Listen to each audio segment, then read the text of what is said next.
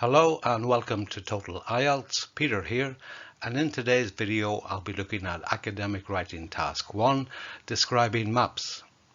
This is a very common question type for Task 1, and there are different types of maps and plans that you will be asked to describe. I'll be looking at how to write an effective introduction with a clear overview and describing the main features and making comparisons. There will usually be two maps or plans of buildings over two time periods, and you are required to describe the main changes to the location between the two time periods. You can be asked to describe maps from past to present. Here, for example, we have the village in 1986 and how it looks like today. Or maps solely in the past.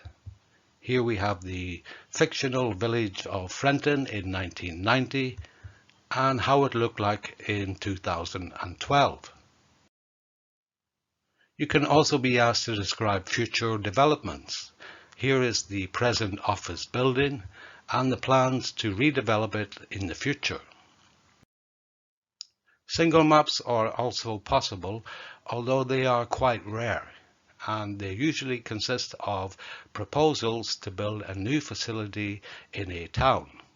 Here, the local council of Foxfield plan to build a new shopping mall, and two possible sites have been proposed. That's S1 and S2.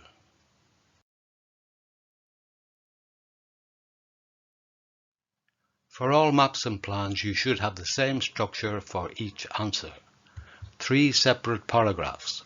In paragraph 1, this is where you write your introduction.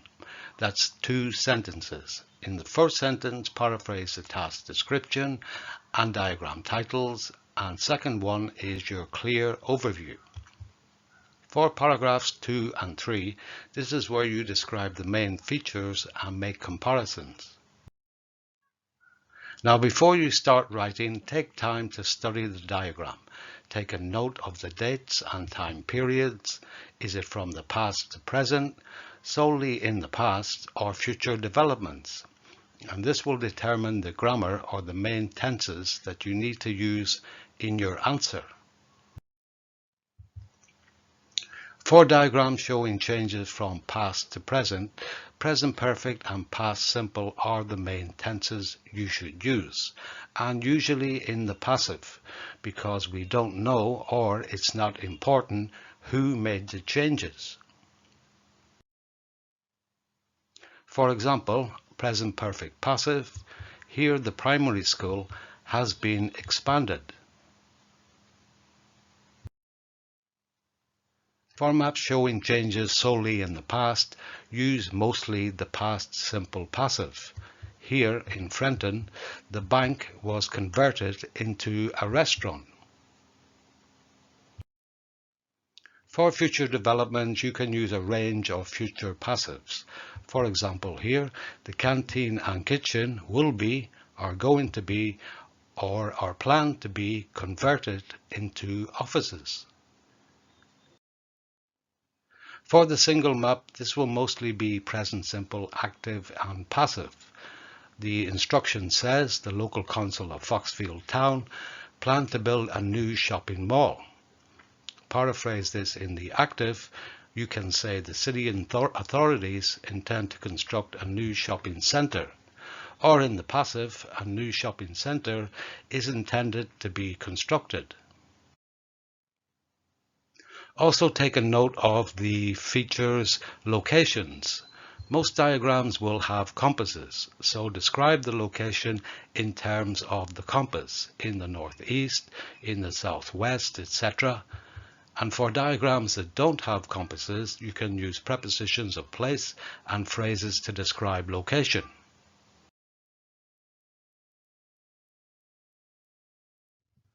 Let's move on to the introduction, and with all task 1s, begin with a paraphrase of the diagram description and the titles, if there are any.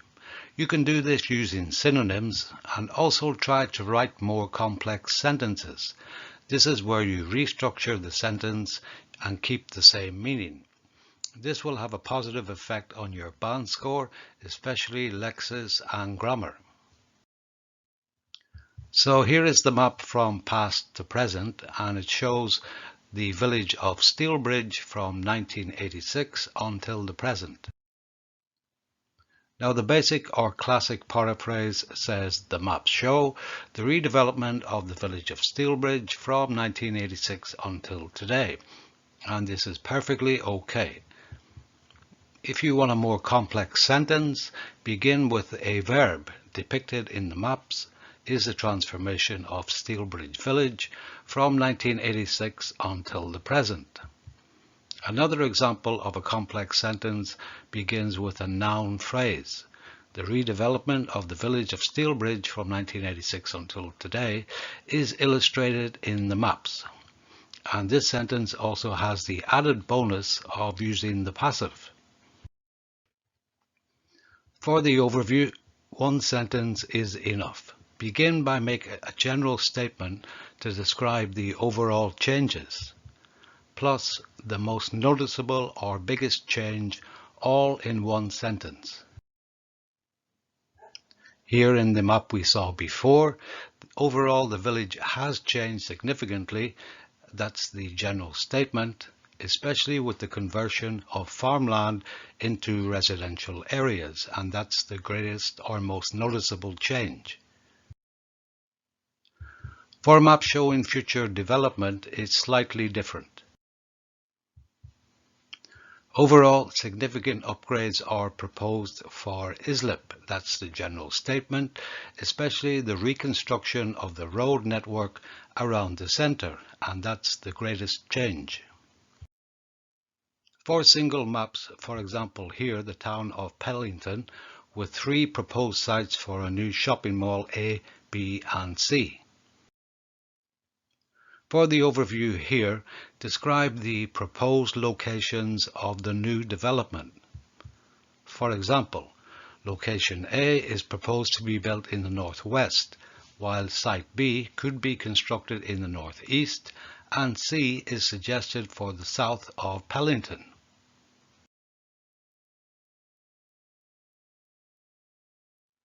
And after the introduction, we have the main features. So for maps and plans, 2 paragraphs is all you need to write. In these paragraphs, describe the biggest and most noticeable changes. It's not necessary to describe every single change. In fact, you don't have time for this, and your word count will be way over 150, probably in the region of 200 plus.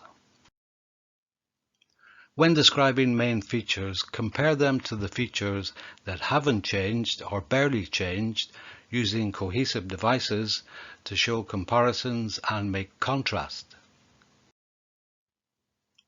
For example, the main feature here in this map is the most noticeable change to Seville since 1995 is the construction of a golf course and tennis courts that have replaced the forest park and agricultural area in the northeast. And for the same map, let's look at some comparisons. On the seafront in the south, the fishing port has been demolished, while the cafe has remained unchanged. For a single map, the main features are slightly different. Here you need to describe the positives and negatives of each proposed site. But don't make any recommendations, because Task 1 is an objective report and no opinion should be expressed.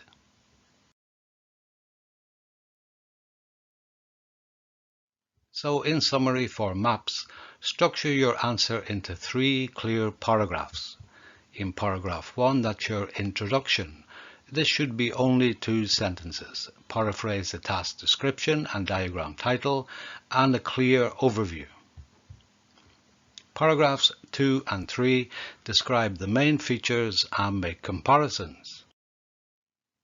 Before you start writing, study the map or plan carefully and take note, pay attention to the time periods. Are they past to present, in the past only, present to future, etc. This will determine the main tenses you will use in your answer. In your introduction, only 2 sentences. First one, paraphrase the task description and the titles, but try to make more complex sentences and keep the same meaning. This will have a positive effect on your overall band score. After this, the overview, which is a general statement, and for maps, describe the overall changes and the most noticeable or biggest change. For the main features and comparisons, describe the main changes and compare these to features on the map that haven't changed or have barely changed. And finally, no conclusion. The overview and conclusion serve the same purpose. They are both an overall summary of the information in the diagram.